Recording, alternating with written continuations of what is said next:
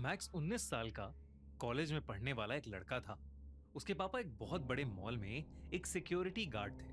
उनके working hours तो बहुत लंबे होते थे, मगर उन्हें उसके बदले में पैसा काफी अच्छा मिल जाया करता था। सब कुछ ठीक चल रहा था, मगर एक दिन अचानक मैक्स की मॉम की तबीयत बहुत ज्यादा खराब हो गई। मैक्स के पापा ड्यूटी पर थे, इसलिए मैक्स खुद ही अपनी मॉम को जल्दी से हॉस्पिटल ले गया।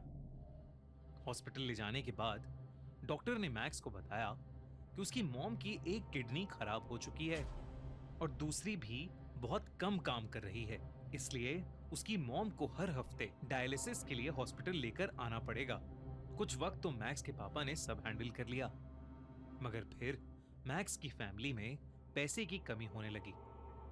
मैक्स की मॉम के इलाज में ढेर सारा पैसा लग रहा था और मैक्स के कॉलेज की फीस भी काफी थी।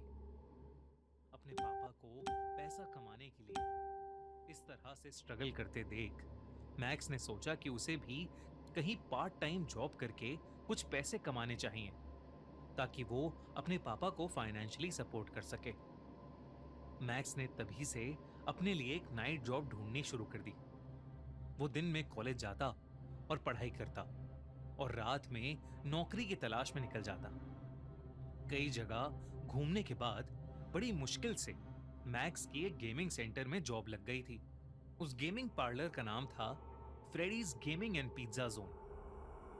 उसे वहां नाइट गार्ड और क्लीनर की नौकरी मिली थी। वो गेमिंग जोन शहर के बॉर्डर एरिया पर पड़ता था, यानी कि रेजिडेंशियल एरिया से लगभग 4 किलोमीटर दूर। मैक्स ये ऑफर पाकर बहुत खुश हो गया था। उसे कुछ ही घंटों की ड्यूटी के बदले अच्छी सैलरी मिल रही थी। उसने वो ऑफर तुरंत एक्सेप्ट कर लिया। अगले दिन अपना कॉलेज खत्म करके वो अपनी पहली जॉब की पहली रात के लिए उस गेमिंग पार्लर पहुंचा। मैक्स वहां जल्दी पहुंच गया था, तो वो पूरे पार्लर को एक्सप्लोर करने लगा। गेमिंग पार्लर के मैनेजर को एक इंपॉर्टेंट काम आ गया था, तो उसने मैक्स को कुछ इंस्ट्रक्शंस दिए और वो वहां से चला गया। मैक्स खुद भी गेमिंग में बहुत इंटरेस्टेड था, इसलिए उसे जैसे ही थोड़ा टाइम मिला वो वहीं गेम खेलने बैठ गया। मैक्स ने फ्रेडीज के गेमिंग एरिया की पावर ऑन करने की कोशिश की, मगर लाइट्स जली ही नहीं। फिर उसने सोचा कि शायद मेन स्विच ऑफ है, तो वो बेसमेंट में मास्टर स्विच ढूंढने चला गया। उस बेसमेंट में ढेर सारे पुतले पड़े हुए थे।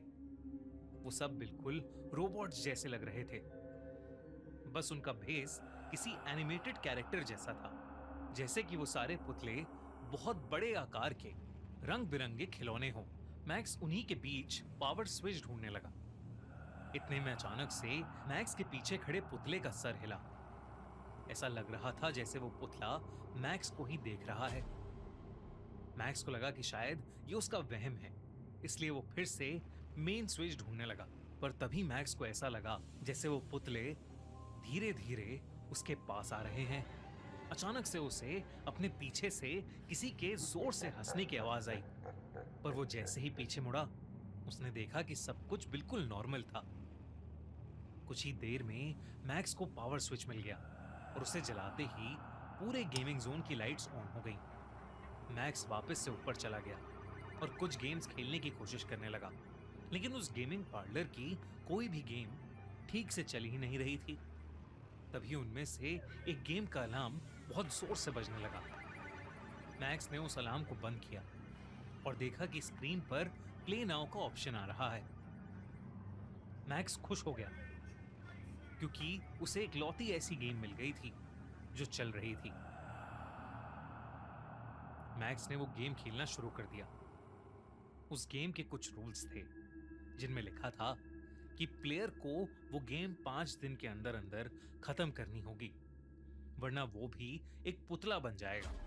मैक्स ने वो सब सीरियसली नहीं लिया और अपनी मर्जी से कुछ भी ऊटपटांग खेलने लगा। खेलते खेलते अचानक मैक्स को याद आया कि उसकी शिफ्ट में बस 2 घंटे ही बचे थे और उसने अभी तक मैनेजर का दिया हुआ काम नहीं किया था। मैक्स ने जल्दी से उस गेम को बीच में ही बंद कर दिया और अपने काम में लग गया। उसने मैनेजर के वापस आने से पहले जल्दी जल्दी सारा काम खत्म किया और उसके बाद वो अपने घर चला गया। 4 दिन तक यही चलता रहा। मैक्स घंटों तक वो गेम खेलता और फिर काम जल्दी से निपटा के निकल जाता। 5वें दिन मैक्स को अपने मैनेजर से बहुत डांट पड़ी, क्योंकि उन्होंने सीसीटीवी में देख लिया था कि मैक्स तो दरअसल गेम खेल रहा था। इस डांट के बाद मैक्स ने डिसाइड किया कि वो बस अब अपना काम ही करेगा। अगली रात फिर मैनेजर मैक्स के भरोसे उस गेमिंग जोन को छोड़कर बाहर निकल गया। ड्यूटी के दौरान मैक्स गेमिंग जोन की सफाई कर रहा था। सफाई करते करते जब वो बेसमेंट की ओर गया तो उसने देखा कि बेसमेंट का दरवाजा उसके सामने अपने आप खुल गया। मैक्स धीरे धीरे बेसमेंट में जाने लगा और तब पहली बार था जब मैक्स को दिखा कि बेसमेंट के फर्श पर खून के धब्बे हैं। तभी अचानक से बेसमेंट में रखे गेम का स्क्रीन अपने आप ऑन हो गया। वो वही गेम था जो मैक्स पिछली 4 रातों से खेल रहा था। उस गेम का अलार्म जोर जोर से बजने लगा।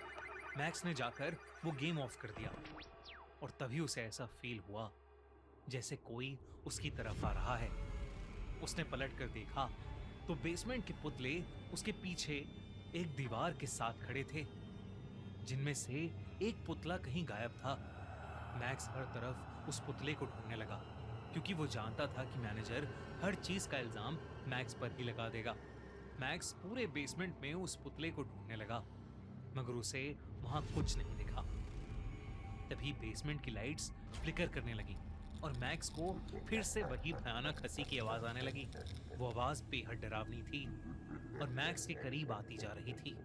तभी उसने देखा कि 2 लाल आंखें सीढ़ियों से नीचे वाले जगह से उसे घूर रही हैं। मैक्स की धड़कनें मानो रुक सी गई थी। वो धीरे धीरे बेसमेंट से निकलने की कोशिश करने लगा, मगर उसका दिल दहल उठा जब उसने देखा कि बेसमेंट में पड़े हुए सारे पुतले अब उसकी तरफ ही चलते हुए आ रहे हैं। मैक्स कदम पीछे लेने लगा, मगर वो 2 चमकती लाल आंखें अब उसके पीछे से उसकी तरफ आने लगी थीं। उन सारे पुतलों ने मैक्स को हर तरफ से घेर लिया था। अचानक से मैक्स को दौरे पड़ने लगे। ऐसा लग रहा था जैसे मैक्स को सांस ही नहीं आ रही है। और फिर वो पुतले धीरे धीरे मैक्स के करीब आए और अपने नुकीले दांतों और हाथों से उसे काटने और नोचने लगे। पूरी रात भर मैक्स की चीखें फ्रेडीज गेमिंग पार्लर में गूंजती रहीं, मगर कोई उसकी मदद के लिए नहीं आया। उस रात के बाद से मैक्स मिसिंग हो गया। पुलिस ने सीसीटीवी फुटेजेस भी चेक की, मगर उन्हें उन रिकॉर्डिंग्स में कुछ नहीं मिला। मैक्स के पेरेंट्स ने उसे बहुत ढूंढा, पर वो कहीं नहीं मिला। किसी का ध्यान उन पुतलों की तरफ नहीं गया, जो चुपचाप वापस बेसमेंट में जाकर खड़े हो गए थे, जैसे कुछ बदला ही ना हो। पर एक चीज जरूर बदली थी। उन पुतलों में अब एक पुतला और ऐड हो गया था, जिसके बारे में शायद ही कोई कभी जान पाएगा। दोस्तों, अगर आपको Five Nights at Freddy's horror game से इंस्पायर्ड हमारी ये कहानी अच्छी लगी तो हमारे चैनल खूनी मंडे को अभी सब्सक्राइब करो और देखो हर हफ्ते एक दिल